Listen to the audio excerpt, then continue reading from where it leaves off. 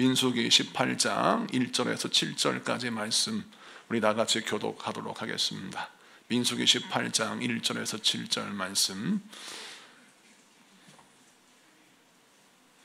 제가 먼저 봉독합니다. 여호와께서 아론에게 이르시되 너와 네 아들들과 네 조상의 가문은 성소에 대한 죄를 함께 담당할 것이요 너와 네 아들들은 너희의 제사장 직분에 대한 죄를 함께 담당할 것이니라. 너는 네 형제 레위 지파 곧 네 조상의 지파를 데려다가 너와 함께 있게 하여 너와 네 아들들이 증거의 장막 앞에 있을 때 그들이 너를 돕게 하라. 레위인은 내 직무와 장막의 모든 직무를 지키려니와 성소의 기구와 제단에는 가까이 하지 못하리니 두렵건대 그들과 너희가 죽을까 하노라.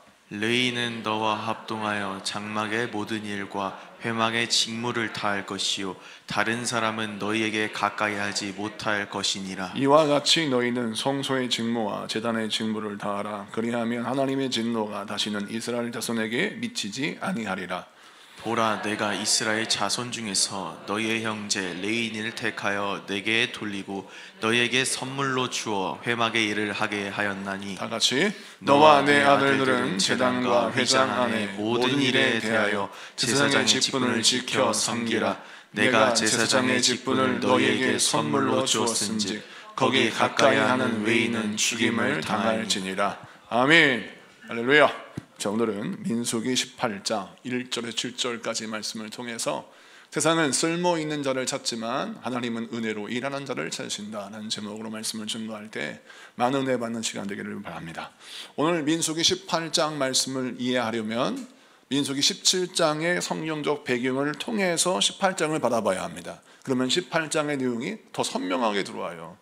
자, 민수기 18장 1절부터 7절까지 말씀을 읽었는데 그 중에서 우리가 맨 마지막 읽었던 7절을 보면 너와 내 아들들은 제단과 휘장 안의 모든 일에 대하여 제사장의 직분을 지켜 행하라 라고 말씀하시고 이 직분은 너희에게 선물로 주었은즉 아멘.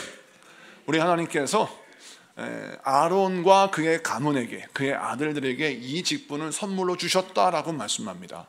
자, 이 말씀은 아론만 살짝 불러가지고 내가 너에게 이 약속을 주마 이 복을 주마라고 살짝 주신 게 아니에요. 이 말씀은 이스라엘 12개 지파가 다 지켜보는 가운데 이 말씀을 주셨습니다. 자, 그러면 이 말씀을 받는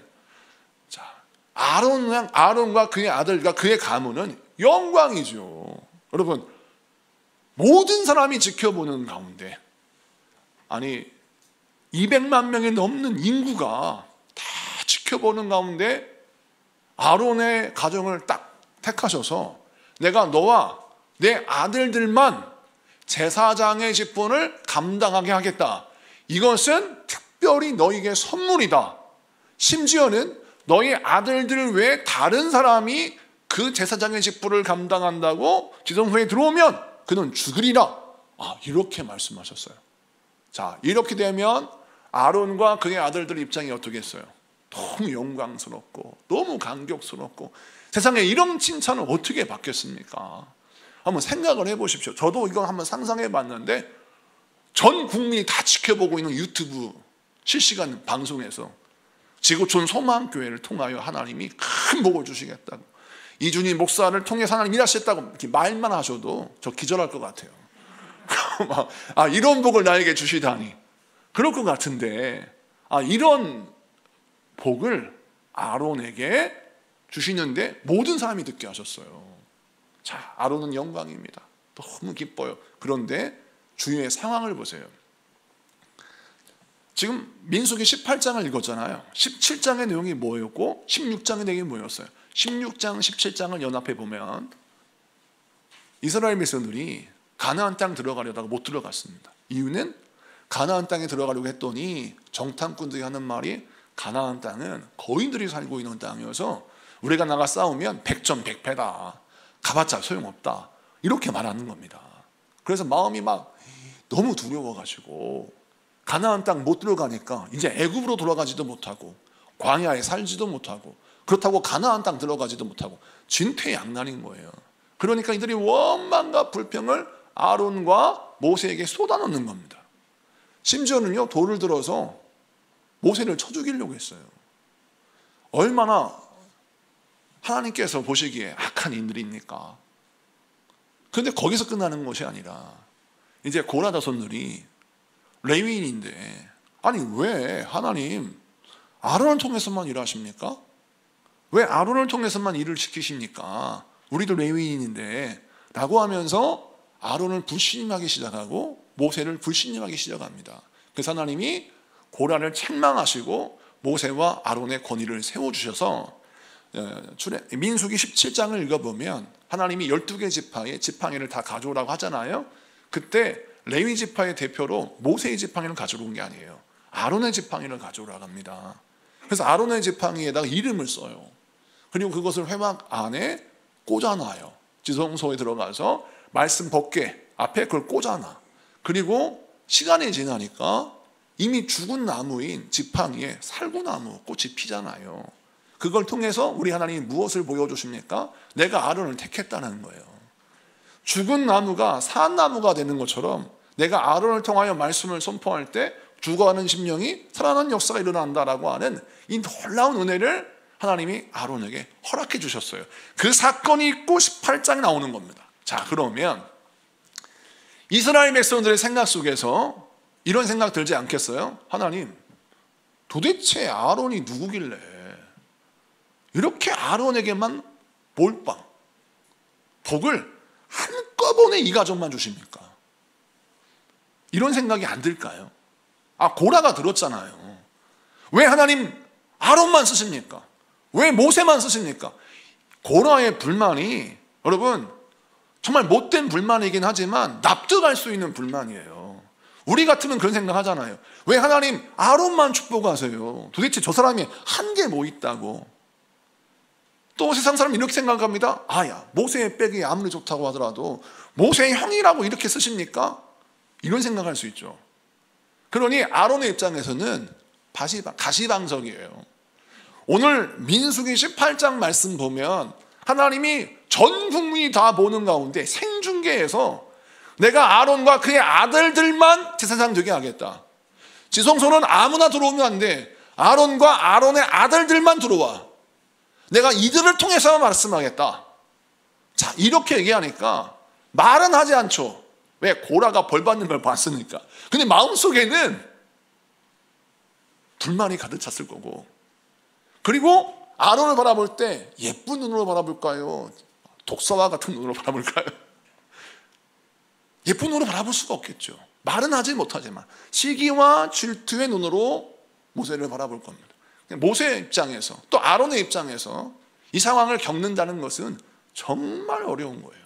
제가 성경을 깊이 있게 묵상하면서 이 말씀이 펼쳐지는 상황을 상상해 봤더니 아론의 가슴 아픔이 느껴져요. 차라리 아론이 말입니다, 모세처럼 능력이 있어서 모세처럼 아론의 지팡이를 들고 바다를 향해 손을 딱 내밀면 바다가 쫙 갈라지고, 아론이 지팡이를 들고 반석을 탁 치면 막 물이 막 콸콸콸 나오고, 또 아론이 기도하면 막 불기둥과 구름기둥이 막 움직이는 막 이런 역사가 일어났다면 아론이 이런 생각을 할 거예요. 내가 그럴 만하지.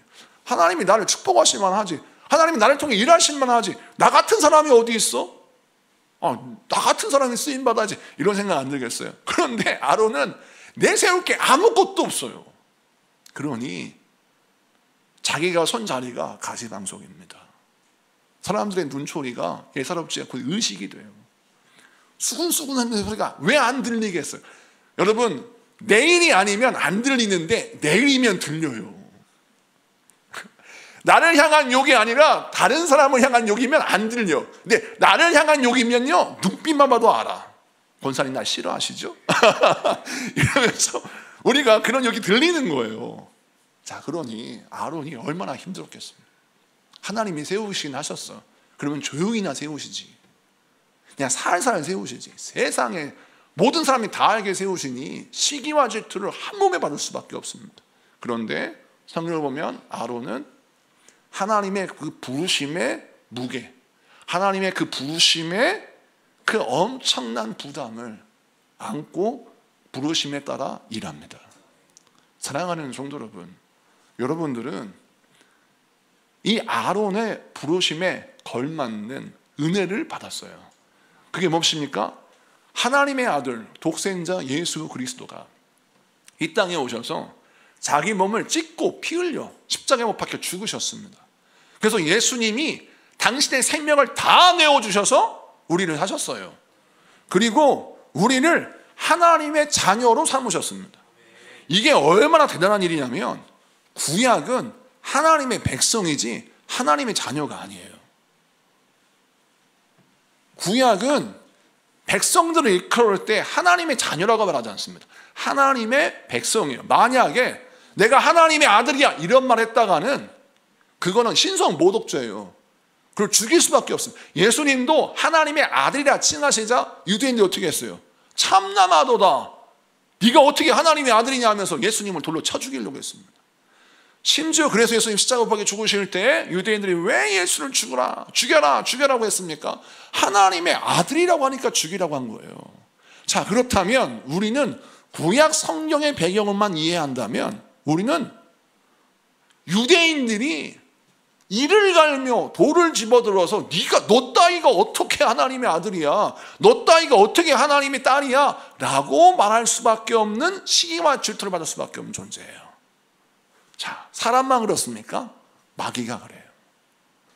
마귀는 타락한 천사입니다. 한때 하나님의 곁에서 찬양을 불렀던 천사들이었어요. 그들이 교만하여 타락하여 하나님이 그 천사를 벌하심으로 말미암아 이 땅에 떨어져 악한 마귀가 되었습니다. 이 악한 마귀는 끊임없이 인간을 시기합니다. 이유는 무엇입니까? 하나님의 사랑을 독차지하기 때문에 그렇습니다. 하나님의 영광을 내가 빼앗고자 했는데 실패하여 마귀가 됐어요. 천국에서 쫓겨났어요. 그런데 아니, 죄악 투성이고 부족함 투성이고 모난 것 투성이고 내세울 것 아무것도 없는 부족하게 짝이 없는 저 죄인이 하나님의 영광을 덧입게 되었어요. 그 하나님의 영광이 뭐예요? 예수 그리스도의 피. 할렐루야. 예수 그리스도의 생명. 그 생명과 피, 그 은혜를 덧입게 되었어요. 그러니 마귀가 가만히 있지는 않은 거예요. 시기하고 질투하는 겁니다. 어떻게 너 따위가 하나님의 영광을 독차지할 수 있냐? 어떻게 너 따위가 하나님의 아들과 딸이 될 수 있느냐라고 우리를 시기합니다. 그래서 여러분, 하나님의 자녀는 자연스럽게 어떤 것을 경험하게 되냐면 마귀의 시기와 질투, 공격을 경험하게 됩니다. 이때 어떻게 신앙생활을 해야 되느냐? 아론처럼 하나님의 부르심을 바라보며 하나님의 부르심의 그 무게만큼 하나님의 사랑을 내가 느끼고 경험하면서 하나님이 나를 위하여 어떤 대가를 지불하셨는지를 분명히 알고 하나님의 그 기대, 하나님의 부르심의 그 무게, 거기에 걸맞는 각오를 해야 합니다. 하나님이 나를 이렇게 쓰시다니요. 하나님 나를 이렇게 사랑하시다니요. 하나님 나를 이렇게 인정하시다니요. 그러면 그 부르심에 합당한 능력을 갖겠습니다. 그 부르심에 합당한 은혜를 체험하겠습니다. 이 각오가 있어야 하는 겁니다. 제가 고등학교 때 은혜를 받고 제가 막 굉장히 음치고 박자도 못 맞추는 그런 사람인데 목사님이 너무 교회에서 열심히 하니까 성가대 또 앉아서 베이스 파트를 맡게 하고 또 찬양을 인도하라고 했어요. 그런데 그때 생전 처음으로 그와 같은 일을 감당하니까 얼마나 좋았겠어요. 근데 고향교회에서는 정말 열심히 했습니다. 그러니 막 목사님과 성도님이 너무너무 좋아하시고 칭찬해 주셨어요. 그래서 저는 제가 정말 잘하는 줄 알았어요. 근데 전도사를 나갔어요. 대전에 있는 유명한 큰 교회 전도사를 나갔는데 찬양을 인도했잖아요. 유명한 일하지 않습니까? 부흥회 때예요. 그때 서울의 뭐 큰 교회 목사님이 오셔서 막 부흥회를 인도하는데 그때 그 교회가 10,000명이 모인다는 소문이 있는, 그때 당시에 한 7,000명, 8,000명 이렇게 모일 때예요. 그러니 그 앞에서 제가 찬양 인도했으니까 얼마나 제 마음속에 하나님 나를 쓰셨다는 생각이 들겠어요. 찬양 인도하는데 목사님이 담임 목사님 나오셔가지고 땡 하더니 너 찬양 그렇게 부르지 마, 나가. 그래가지고 제가 잘렸어요. 그래서 부목사님 나와서 찬양을 하게 했습니다. 그래서 저는 앞에 나와 있었어요. 얼마나 창피해. 선곡이 그게 뭐냐? 우선 찬양 선곡이 마음에 안 들다.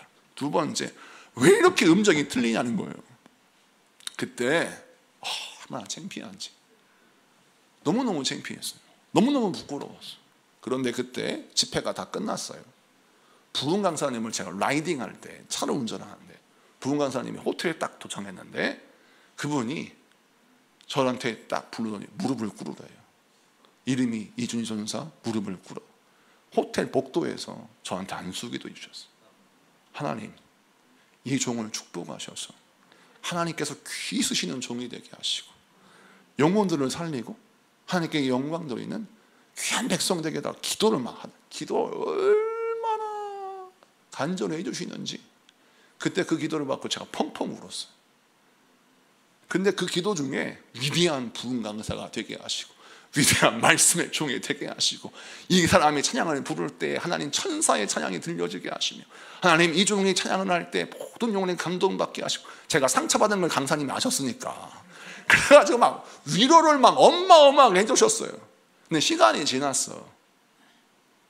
지났는데 제가 그때 어떤 마음이 들었냐면 그분의 축복 기도를 받고 제가 양심이 있어요. 제가 부족하다는 걸 알아. 근데 그런데 부족한 사람을 축복 기도해 주시는 걸 보면서 제가 마음에 어떤 마음이 드냐면 나를 이렇게 인정해 주시는 하나님이 바라보시는데 목사님이 바라보시는데 저분하고 나하고는 오늘 다시 만날 일도 없는데 만약 내가 나중에 목회하고 다시 만난다면 그 얘기를 꼭 해주겠다. 당시 나를 그렇게 인정해 주었으니까 그 인정에 걸맞는 사람이 되겠어. 얼마나 내가 열심히 살았는가를 보여주고 싶었던 거예요. 여러분 아무도 인정하지 않을 때 나를 인정해 주는 사람 한 명의 축복 기도가 저의 태도를 바꿉니다. 그래, 나도 쓰임 받을 수 있다고 하니까 나도 기도하고 더 노력하고 더 무릎 꿇고 더 부르짖고 더 치열하게 인생을 살고 더 나를 죽이고 더 나를 혹독하게 훈련시켜서 하나님이 쓰시고 하나님이 사용하시는 그런 종으로 쓰임받게 되겠다라고 하는 그분의 축복 기도에 걸맞는 사람이 되기 위해서 몸부림치게 되더라는 겁니다. 이것이 아론의 영성이었고 우리에게 필요한 영성이라는 것이죠. 하나님은 여러분을 그렇게 사랑하십니다. 여러분 예수님도 아니고 그냥 목사님이에요. 목사님이 그렇게 기도해 주셨어요. 근데 그 기도가 너무 나에게 벅차, 나에게 어울리지 않는 기도야. 그런데 그 기도를 내가 이루고 싶어. 그럼 어떻게 해야 돼요? 그 무게감을 가지고 일을 해야 하는 것입니다. 아론이 그러했다는 것이죠. 사랑하는 성도 여러분, 여러분도 그와 같습니다. 하나님이 여러분을 인정해 주시니까 그 하나님의 그 축복 기도에 걸맞는 무게감을 가지고 기도하십시오. 하나님, 나이가 이런 능력이 없습니다. 이런 은혜가 없습니다. 나에게 이런 능력을 주시고 이런 권능을 주시고 이런 하나님 은사를 주셔서 하나님의 부르심에 걸맞는 복의 사람이 되게 하여 주시옵소서. 기도하신 여러분 되시기를 축복합니다. 할렐루야. 자, 이렇게 하나님이 아론만 축복하신 게 아니에요. 이렇게 하나님이 인정하시고 복 주시는 하나님의 인정을 받고 바울은 또 어떻게 일을 하느냐? 고린도전서 15장 10절을 보겠습니다. 고린도서 15장 10절을 봅시다. 다 같이 있습니다. 시작. 그러나 내가 나 된 것은 하나님의 은혜로 된 것이니 내게 주신 그의 은혜가 헛되지 아니하여 내가 모든 사도보다 더 많이 수고하였으나 내가 한 것이 아니요 오직 나와 함께 하신 하나님의 은혜로요. 아멘. 오늘 말씀 보니까 내가 나 된 것은 하나님의 은혜로 된 것이다 라고 말씀하죠. 그러니까 내가 이렇게 살아갈 수 있고 이렇게 사도된 것은 하나님의 전적인 은혜다. 그렇게 하나님의 은혜를 알고 말합니다. 근데 중요한 게 있어요. 내게 주신 그의 은혜가 헛되지 아니하여 내가, 다시 띄워주세요, 모든 사도보다 더 많이 수고하였으나. 이 부분이 중요해요. 이 말씀은 어떻게 해석해야 돼요? 내가 모든 사도보다 더 많이 수고하였으나. 자, 이 말씀을 잘못 해석하면 야, 바울 너무 나대는 거 아니야? 다른 사도들보다 내가 더 많이 일했어? 이런 얘기예요. 그런데 이 말씀을 어떻게 우리가 이해를 해야 되냐면 오늘 이 본문은 되게 중요한 본문이에요. 고린도서 15장 10절은 사도 바울이 지금 우리에게 무엇을 설명하느냐? 내가 사도가 된 것은 전적인 예수님의 은혜였습니다. 하나님 은혜였습니다. 나는 원래 예수를 믿는 자를 핍박하고 죽이고 잡아가는 그런 못된 죄악 중에 괴수였는데 주님 나를 구유하게 해주셔서 사도로 부르셨습니다. 이 은혜가 너무 고마운 거예요. 그런데 보세요, 그냥 나는 성전에 문지기만 해도 감지덕지야. 왜? 죄를 많이 졌거든요. 죄를 많이 져서 이런 죄인이 그냥 예수님의 신들매를 매기도 어렵고 성전에 가서 그냥 문지기만 해도 아우 너는 정말 그 과거에 비하면 너는 이렇게 된 건 감사한 줄 알아야 돼, 이렇게 생각할 사람이에요. 그런데 하나님이 성전 문지를 쓰신 것이 아니라 사도로 쓰셨어요. 자격이 없는데. 그래서 그가 어떻게 했다고요? 자격 없는 자를 사도로 세워주셔서 다른 사도보다 더 많이 일을 했다, 더 수고했다. 이건 뭘 뜻해요? 그 부르심에 걸맞는 충성을 했다는 거예요. 사랑하는 성도 여러분, 충성이란 말을 오늘 새벽에 제가 설교를 했는데 성령의 열매 가운데 충성은 헬라어로 피스티스라고 쓰여져 있어요. 피스티스는 뭐냐? 여러분, 믿음이란 뜻이에요. 신뢰. 그러면 우리가 생각할 때 충성이란 마음과 뜻을 다하여 헌신하는 것을 충성이라 이해하는데, 성령의 열매 가운데 이 피스티스, 충성이란 말은 원래 헌신이라고 쓰는 게 우리는 맞을 것 같은데 왜 피스티스를 충성이라고 해석했고 왜 성령의 열매를 충성을 피스티스, 믿음, 신뢰 이렇게 해석했나? 성경에서 충성이라 함은 두 가지 전제를 가지고 있어요. 첫째는 하나님을 향한 신뢰와 믿음, 이것이 있는 상태에서 내가 헌신하는 것을 충성이라 그럽니다. 그냥 맹목적인 충성이 아니라 하나님을 향한 충성. 그러니까 내가 일을 열심히 하는 것이 아니에요. 일만 열심히 하는 것이 아니라 하나님을 너무 사랑하니까, 하나님을 내가 너무 신뢰하니까 그 하나님을 향한 그 믿음이 너무 내 안에 간절해. 너무 진실해요. 그 신뢰가 너무 진실해. 그래서 그 믿음에 걸맞는 헌신을 한다는 겁니다. 이게 충성이에요. 성령 열매가 는 충성. 그러면 오늘 본문에도 바울이 다른 사도보다 더 수고하였다라고 말씀하잖아요. 그럼 이 말씀은 뭘 뜻하냐면, 다른 사도들은 예수님의 제자였고 직접 부름받았고 직접 말씀을 배웠으니까 그들은 일할지 몰라도 나는 사도로 부름받을 자격이 하나도 없는데 사도로 부름받았으니까 이게 너무 고마워요. 나를 인정해 주시는 예수님의 사랑에, 나를 믿어주시는 예수님의 그 믿음에 걸맞게 내가 더 수고했다는 거예요. 그런데 이 수고조차도 내 힘이 아니라 하나님의 은혜였다는 거예요. 그게 바로 고린도전서 15장 10절의 말씀이에요. 자, 그러면 이걸 우리에게 적용시켜 볼까요? 바울도 나를 믿어주신 하나님의 사랑에 너무 감사했어요. 나를 인정해 주신 하나님의 사랑에 너무 감격했어요. 거기에 멈추지 않았어요. 사람들이 나를 뭐라고 보든 쟤는 누군데 왜 이렇게 하나님한테 독차지하는 사랑을 받아? 쟤는 뭔데, 별것도 아닌데 왜 저렇게 하나님이 쓰시지? 수도 없는 말이 들려도 거기에 아랑곳하지 않았다는 거예요. 거기에 반응하지 않았다는 거예요. 그리고 다른 사도보다 더 했다고요? 더 수고했대요. 여러분, 우리 지구촌 소망교회 교우들은 그런 믿음의 담대함이 있어야 합니다. 사단이 여러분을 시기할 거예요. 너 따위가 어떻게 하나님 은혜를 받아? 라고 하면 사람들의 눈초리, 사람들의 시선, 사람들의 말에 아랑곳하면 안 돼요. 그거는 여러분을 믿어주시는 그 하나님의 사랑에 걸맞지 않는 행동입니다. 진짜 충성은 뭐예요? 나를 신뢰해 주시는 그 하나님을 내가 신뢰하는 겁니다. 하나님이 여러분을 믿어주셨으니까 여러분 하나님을 신뢰해야죠. 하나님이 여러분을 믿어주셨으니까 여러분 하나님을 믿어야죠. 나를 축복하신다 하니까 내가 믿어야지. 근데 아무리 생각하면 내가 복받을 자격이 없어요. 능력이 없어.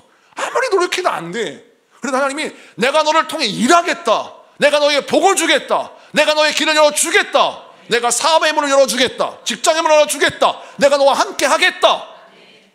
나도 인정 못하겠고 우리 부모도 인정 못하겠는데 하나님이 말씀하시니까 그 말씀을 신뢰하고 헌신하는 게 충성이야. 그래서 성령이 우리에게 말씀합니다. 바울처럼, 아론처럼 그렇게 신앙생활 하라는 거예요. 오늘 이 말씀을 기억하십시오. 여러분을 믿어주시는 하나님, 생각이 없어 하나님이 여러분을 믿어주십니까? 예수님이 여러분을 사랑하신다고 사랑할 사람이 없어 여러분을 사랑하십니까? 아니에요. 예수님은 여러분의 과거를 보고 여러분을 사랑하시는 것이 아니라 여러분이 하나님의 자녀가 되어서 쓰임받을 미래를 주님이 아시니까 여러분을 부르신 거예요.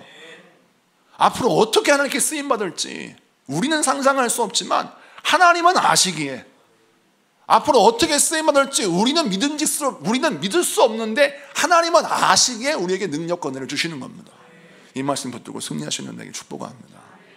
자, 그 다음 말씀을 좀 보면, 이 말씀을 계속해서 좀 더 보겠습니다. 모세도 자신을 신뢰하는 하나님의 은혜에 걸맞게 열심히 일을 했어요. 자, 그런데 오늘 말씀 보니까 아론도 하나님의 은혜가 아니면 이 직분 감당할 수 없겠죠. 그래서 뒤에 보면 아론이 끊임없이 하나님 은혜를 구합니다. 왜냐하면 내가 나를 아니까, 내가 너무 부족하니까 하나님의 은혜를 구하잖아요. 모세도 그랬어요. 하나님의 은혜를 구하는데 특심했습니다. 모세가 하나님께 특별한 어떤 선물을 받아서 하나님의 글을 쓰신 것만이 아니라 모세는 하나님께 은혜를 구하는데 특심했어요. 출애굽기 33장을 보면 하나님께서 금송아지를 만들어서 하나님께 범죄한 이스라엘 백성들에게 실망하셨어요. 내가 너희들한테 실망했다. 너희들은 감사할 줄 모르고, 너희들은 극히 이기적이고, 너희들은 하나님만 눈에 조금만 안 보이면 신뢰가 무너져서 늘 너희들 하고 싶은 대로 하니까 내가 너희들과 함께 가지 않겠다. 가나안 땅은 보내줄게. 근데 내가 너희들과 함께 하지 않을 거야 라고 하셨어요. 그러자 모세가 뭐라 하느냐, 출애굽기 33장 15절을 세 번역 번역으로 보겠습니다. 다 같이 읽습니다. 시작. 모세가 주님께 아뢰었다. 주님께서 친히 우리와 함께 가지 않으시려면 우리를 이곳에서 떠나 올려 보내지 마십시오. 아멘. 자, 이 말씀은 뭐냐면, 하나님 우리를 가나안 땅으로 보내주신다고 하는데 하나님과 함께 가지 않으면 가나안 땅 필요 없습니다, 이 얘기예요. 자, 우리 성도들은 이것을 내 얘기 아니니까 그냥 밋밋하게 보는데, 이게 어떤 거냐면, 내가 너에게 네가 꿈꾸던 사업을 줄게. 네가 상상하는 연봉을 받게 해줄게. 네가 꿈꾸던 일들을 감당할 수 있게 해줄게. 내가 상상하는 그 일을, 상상하는 그런 일들을 내가 다 이루어줄게. 그런데 내가 더 이상 너와 함께 하지 못하겠다 라고 하면, 우리 교회 아니고 다른 데 있는 사람은 땡큐 땡큐 갓, 하나님 감사합니다. 이제 앞으로 하나님 힘들지 않게 해드릴게요. 제가 열심히 한번 잘해 볼게요 라고 내가 목표했던 거, 꿈꿨던 거, 기도했던 거 이루고 갈 거 아니겠어요? 그런데 이건 뭐냐면, 모세는 어떤 기도하냐면, 하나님 저 직장도, 사업도, 좋은 대학도, 좋은 만남도 필요 없어요. 하나님 함께 하시지 않는데 제가 그 복 받아서 뭘 하겠어요? 저 그 복 필요 없습니다. 그리고 하나님 백지수표 주셨는데 그 백지수표를 다시 내놓는 거예요. 여러분 이해가 되시죠? 이걸 하나님이 보셨어요. 이 테스트에 모세가 합격을 했습니다. 뭐라고 하나님 대답하시느냐, 성경 말씀 새 번역 버전 출애굽기 33장 17절을 보겠습니다. 다 같이 읽습니다. 시작. 주님께서 모세에게 말씀하셨다. 내가 너를 잘 알고 또 너에게 은총을 베풀어서 내가 요청한 이 모든 것을 다 들어주마. 아멘. 여러분 이 말씀 17절 마음에 새기세요. 이게 복받는 비결입니다. 모세는 하나님이 백지수표 주셨어요.